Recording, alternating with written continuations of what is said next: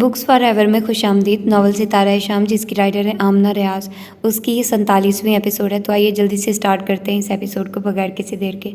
तस्नीम, मावा ने उसे राहदारी से गुजरते देखकर बेसाख्ता पुकारा था। वो बड़े बड़े थाल उठाए तेज कदमों से कहीं भागे जा रही थी। मावा की आवाज़ पे वो ठठक कर रुक गई और सवालिया नज़रों से उसे देखने लगी। बड़ी जल्दी में लगती हो, कहीं जाने की जल्दी है क्या? मावा ने दोस्ताना अंदाज में पूछा था। हम तो मुलाजिम है बीबी, किसी न किसी काम की जल्दी ही रहती है। तस्नीम का अंदाज सादा सा था। तुम्हें अपना वादा याद है ना? कौन सा वादा? खुदा जाने वो अनजान थी या बन रही थी। मेरी मदद करने का वादा, हवेली के राजों से पर्दा उठाने का वादा। बीबी आप नाहक मुझ गरीब के पीछे पड़ी हैं, तस्नीम ने बेचारगी से कहा था। ये लो, मावा ने सर पे हाथ मारा था। अभी तो मैं तुम्हारे पीछे पड़ी नहीं हूँ, कभी पड़ गई तो जाने तुम्हारा क्या हश्र होगा। अब नखरे करना बंद करो और सीधी तरह बताओ मेरी मदद कब करोगी। अजब धौंस जमाता अंदाज था। बीबी हवेली में किसी को भिनक भी पड़ गई ना कि मैंने आपको कुछ बताया तो आपको तो कोई कुछ नहीं कहेगा, मेरी जान मुसीबत में आ जाएगी। तस्नीम रौनकी होकर बोली थी।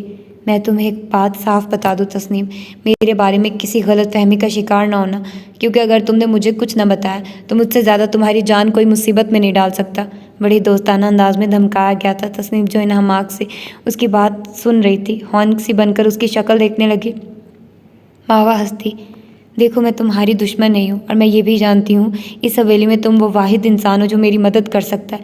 इस बात का अंदाज़ा भी मैंने तुम्हारी उस रोज़ की गुफ्तगू से लगाया जिसमें तुम अपने और मेरे बाबा के अच्छे ताल्लुकात का जिक्र कर रही थी। एक बात तुम ज़हन नशीन कर लो, जितनी मुझे अपनी खैरियत अजीज़ है उतनी ही तुम्हारी भी है, इसलिए ये तो भूल ही जाओ कि मैं तुम पर कोई आंच आने दूंगी।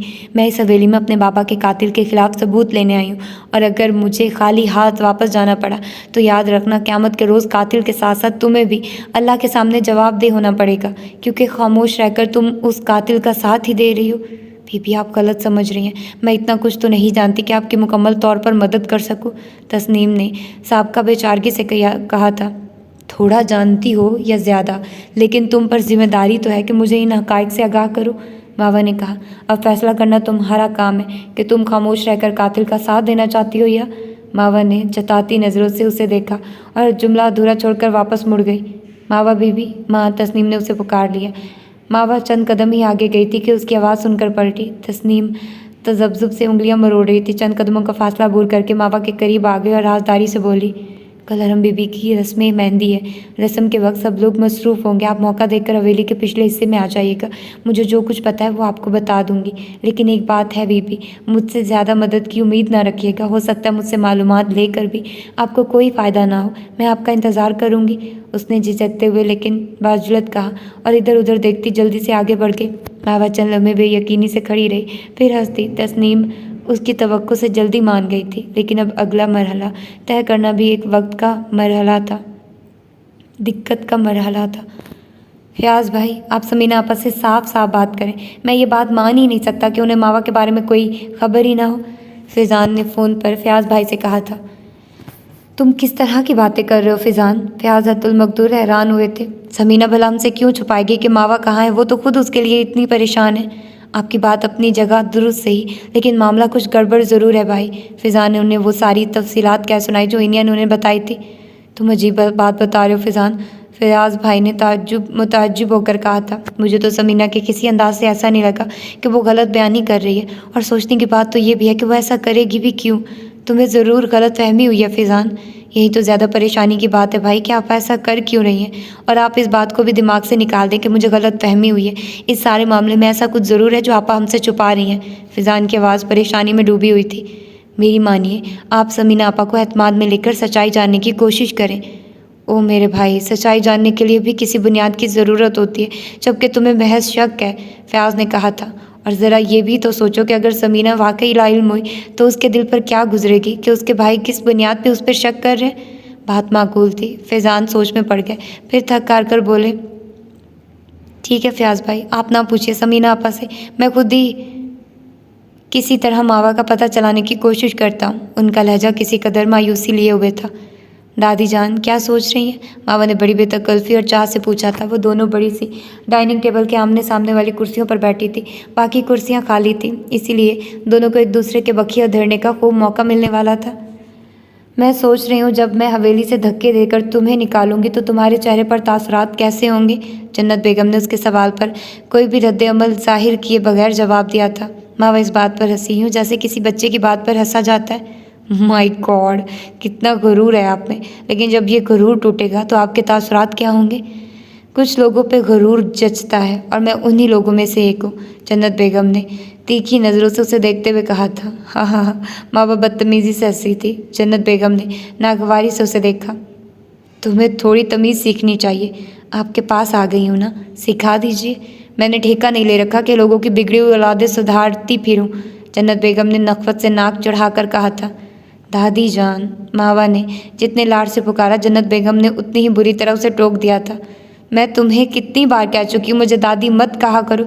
तुम्हारी दादी तुम्हारे बाप के बचपन में ही मर गई थी। जाहिर है तभी तो मेरे दादा ने आपसे शादी की थी। इस हिसाब से आप मेरी दादी ही बनती हैं। मावा का अंदाज इसरार भरा था। नहीं, मैं तुम्हारी सौतेली दादी बनती हूँ।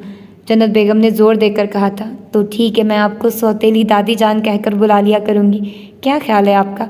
बड़ा दोस्ताना अंदाज था। जन्नत बेगम के तन बदन में आग ही लग गई।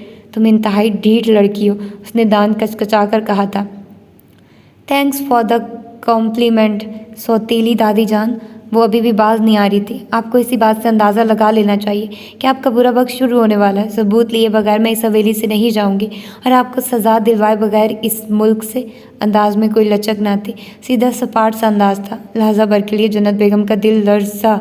अगले ही पल उसने अपनी घबराहट पर काबू पा लिया था और कुर्सी से खड़े होते हुए इस्तज़ाइया हंसी हंसती थी।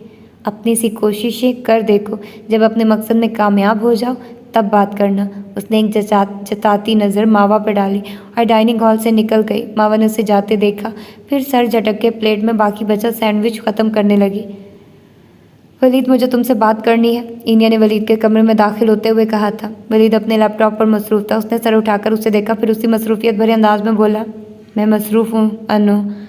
ज़रा देर को बात सुन लोगे तो कौन सी क़यामत आ जाएगी, इनिया ने चिढ़कर कहा था। यार अनु, वली ने बेजारी से कहा। आई स्वेयर 15 मिनट से ज़्यादा नहीं लूँगी तुम्हारे। वली ने नाचार लैपटॉप बंद कर दिया और कुर्सी का रुख ज़रा सा उसकी तरफ मोड़ते हुए बोला, जल्दी से शुरू हो जाओ, ज़्यादा वक्त नहीं है मेरे पास। तुम क्या करते फिर रहे हो वलीद। मतलब, वो हैरान हुआ। मतलब ये कि तुम किन एक्टिविटीज़ में मसरूफ़ हो। अपनी हालत देखिए, कितने कमज़ोर हो गए हो। आंखों के गिर्द बाकायदा हल्के पड़ गए हैं, इनिया बड़े परेशान अंदाज में कह रही थी। ओह, ऐसी कोई बात नहीं है यार, बस एग्ज़ाम्स की वजह से खुद पर ध्यान देने का टाइम ही नहीं मिल पा रहा, वरना और तो कोई बात नहीं है, वली ने उसे टालते हुए कहा था। इनिया चंद मिनट खामोशी से उसे देखती रही, समझ नहीं पा रही थी मज़ीद कुछ कहे या नहीं। गो कि आज तहिया करके आई थी कि 2 टोक बात करेगी। वलीद, बल आखिर उसने खामोशी को तोड़ा था। और स्मोकिंग के बारे में क्या कहोगे। तुम आज फिर वहीं खाता खोल कर बैठ जाओ, वलीद ने सर्द मोहरी से कहकर रुख दोबारा मोड़ लिया था और लैपटॉप भी दोबारा ऑन कर लिया था। मतलब साफ था कि वो अब मज़ीद कोई बात नहीं करना चाहता और इनिया को चाहे अपनी शक्ल लेकर वहाँ से दफ़ा हो जाए। इनिया को ताव आ गया, जब तक ये खाता नहीं खुलेगा तुम्हारी हरकतें भी ठीक नहीं होंगी। इनिया ने गुस्से से आगे बढ़कर लैपटॉप बंद कर दिया था। अपने काम से काम रखना सीखो अन्नू, वलीद ने सर्द मोहरी से उसका हाथ झटक दिया था। ये भी मेरा काम है, इनिया ने साबका अंदाज में कहा था। मैं स्मोकिंग नहीं करता अन्नू, मैंने तुम्हें उस रोज़ भी बताया था कि वो सिगरेट मेरे दोस्तों के थे, वली ने गुस्से के बावजूद कदरे दोस्ताना अंदाज में कहा था। अच्छा, इनिया ने तंजिया नज़रों से उसे देखते हुए कहा, फिर पलट कर गई और उसकी अलमारी के सबसे निचले हिस्से में से कुछ मैगजीन्स निकाल आई और उन्हें वलीद के सामने मेज़ पर पटक दिया। सिगरेट तुम्हारे दोस्तों के थे तो इन पॉर्न मैगजीन्स के बारे में क्या कहोगे।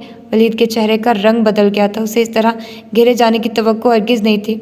और वो तमाम न्यूड वेबसाइट्स जिन्हें तुम सारा दिन पढ़ाई के बहाने सर्च करते रहते हो, और वो तमाम घटिया स्टफ़ जिसे तुमने अपने कमरे के कोनों खुदरों में छुपा रखा है, इन सब चीज़ों के बारे में क्या कहोगे वलीद। इनिया का गुस्से से बुरा हाल था, जबकि वलीद की शक्ल देखने से ताल्लुक़ रखती थी, लेकिन उसे चंद मिनट ही लगे थे अपनी हालत पर काबू पाने में। अगले ही पल उसने मैगजीन्स उठाकर मेज़ के सबसे निचले खाने में डाल दिए थे। तुम्हारी हिम्मत कैसे हुई मेरे कमरे की तलाशी लो, वलीद ने कुर्सी से खड़े होकर सीने पर बाजू बांधते हुए उसकी आंखों में आंखें डालते हुए पूछा था। इनिया उससे ढिठाई की तवक्को कर रही थी, मगर इतनी भी नहीं। पहले मेरे सवालों का जवाब दो, वरना मैं तुम्हारी हरकतों की सारी खबर डैडी को दे दूंगी। क्या ये बेहतर नहीं होगा कि मेरी जासूसी करने की बजाय तुम पहले अपनी हरकतों पर ध्यान दे लो। वलीद ने इत्मीनान से उसके पैरों तले से ज़मीन खींचना शुरू की थी। मतलब क्या है तुम्हारा, इनिया उलझी। मतलब ये कि आजकल घर में जो कुछ हो रहा है मुमकिन है वो डैडी को नज़र ना आ रहा हो, लेकिन मुझे सब कुछ नज़र भी आ रहा है और समझ भी। लेकिन मैंने तुमसे कुछ कहा इसलिए नहीं कि मैं समझ रहा था कि ये तुम्हारा पर्सनल मामला है, मुझे इसमें इंटरफेयर करने का कोई हक नहीं है। लेकिन अब जबकि तुम बहुत अच्छी बहन बनते हुए मेरे हर मामले में टांग फंसा रही हो, तो मेरा भी फ़र्ज़ बनता है कि मैं भी बहुत बहुत अच्छे भाई का रोल प्ले करते हुए तुम्हारी हरकतों की खबर डैडी को दे दूँ। क्या बकवास कर रहे हो वलीद, इनिया ने खाइफ होते हुए कहा। गोके उसके दिल में चोर नहीं था, लेकिन वलीद के बात करने का अंदाज उससे हिरासा कर रहा था। बकवास अभी मैंने की नहीं है, लेकिन तुम अगर इसी तरह मेरी जासूसी करती रही तो तुम्हारे और फिजान भाई के बारे में मैं जो कुछ डैडी को बताऊंगा वो ज़रूर बकवास के ज़मरे में आ जाएगा, वलीद ने घरा कर कहा था। अब की बार चेहरे का रंग बदलने की बारी इनिया के थे। वलीद फजूल मत बोलो। अच्छा अपनी बारी आई तो मेरी बातें फजूल हो गई, वलीद ने इस्तज़ाइया कहा। अगर तुमने डैडी से कोई भी फजूल बात कही ना वलीद, तो मैं तुम्हारा बहुत बुरा असर करूँगी, इनिया ने कहा। फजूल बात? कौन सी फजूल बात? मैं तो हकीकत ही बताऊँगा उन्हें। अपनी तरफ से अफसाना घड़ के हकीकत बनाओगे? अपनी तरफ से क्यों बनाने लगा? ये तो सामने की हकीकत है। मौका मिलते ही तुम अनेक्सी में चली जाती हो, खाने बना बना कर भिजवाए जा रहे हैं, लॉन में वॉक की जा रही है, कुछ ना कुछ तो बात है ना। वो खूब आंखें मटका मटका कर बोल रहा था, लेकिन इनिया के मुंह में तो जैसे ज़बान ही ना रही थी। उसका तो वो हाल था कि काटो तो बदन में लहू नहीं। अब मेरी एक बात कान खोल कर सुन लो मिस हसन, अगर अगली बार तुमने मेरे कमरे की तलाशी लेने की कोशिश की या मेरी जासूसी करते हुए पाई गई तो याद रखना मैं तुम्हारे और फिजान भाई के बारे में एक ही चार लगाकर मम्मी और डैडी को बताने में ज़रा भी नहीं सोचूंगा, उसने वाज़े अल्फाज में धमकी दी थी। अब अपनी शक्ल गुम करो, मैं मसरूफ़ हूँ। और हाँ, इनिया जिस वक्त कमरे से बाहर निकल रही थी उसने वलीद को कहते सुना, मैं जो कहता हूँ उसे भूलता नहीं हूँ, ये बात ज़रूर याद रखना। इनिया खामोशी से बाहर निकल गई थी।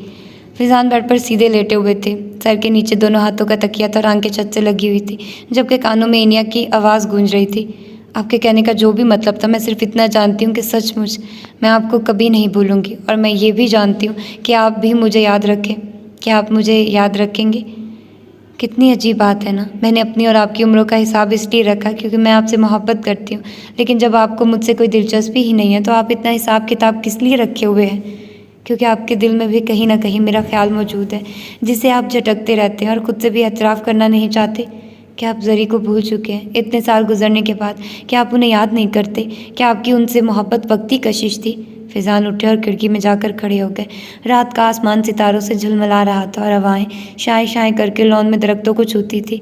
आप कह रहे हैं मैं आराम से आपको भूल जाऊं और फिर सारी ज़िंदगी एक कम उम्र किसी लड़के के चेहरे में आपका चेहरा तलाश करती रहूँगी, ठीक वैसे ही जैसे आप मेरे चेहरे में जरी का चेहरा तलाश करते हैं।